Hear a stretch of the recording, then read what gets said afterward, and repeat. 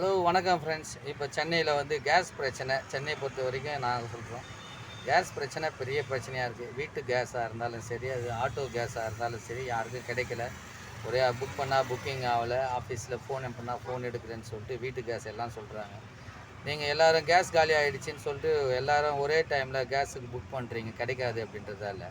ஒரே டைமில் புக் பண்ணால் நெட்ஒர்க்கும் ஒர்க் பண்ணாது, அவங்க எடுக்கவும் முடியாது, எதுவுமே பண்ண முடியாது.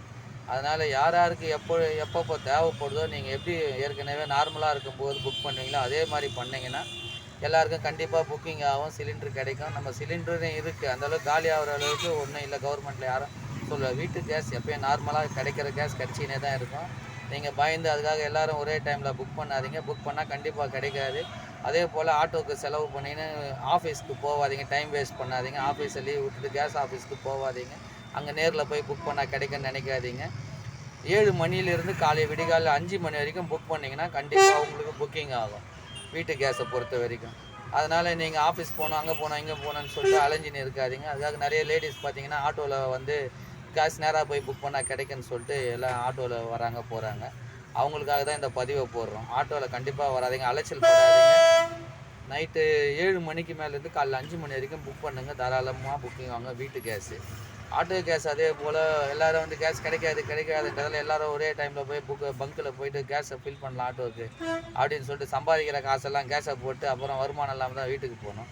நீங்கள் அதனால் எப்பயும் போல் கொஞ்சம் கேஸை வச்சுக்கோங்க, வண்டியில் வச்சுக்கின்னு சவாரி போகும்போது எங்கெங்கே கேஸ் பங்க் இருக்கோ அந்த பங்க்கில் பார்த்து கொஞ்சம் கொஞ்சமாக போட்டுக்கோங்க. நீங்கள் அதுக்குன்னு ஒரே டைமில் கேஸ் பங்கை தேடி போய் எல்லாம் கேஸை போடணுன்னு சொல்லிட்டு போனேன். நேற்று நைட் அப்படி தான் கேஸ் பங்க்கில் கேஸ் கிடைக்கலன்னு சொல்லிட்டு ஒரே பொருள் ஆகி ஒரு இடத்துல 59 ரூபா, ஒரு இடத்துல 85 ரூபா, ஒரு இடத்துல 72 ரூபான்னு சொல்லிட்டு அங்கங்கே ஒரு விலை வச்சு ஒரு கேஸை போட்டாங்க. அதனால் அது மாதிரி போடாதீங்க. கேஸ் நார்மலாக கிடச்சின்னு தான் இருக்குது. புது லோடு வரதால ரேட்டு ஏறுறதால கொஞ்சம் தாமதமாகுது. பங்குங்களை சில பங்குகளை மூடுறாங்க. இனிமேல் நார்மலாக கேஸ் கிடைக்கும். ஒரு அரை டேங்க் 1/4 டேங்க் இருப்பு வச்சுக்கோங்க.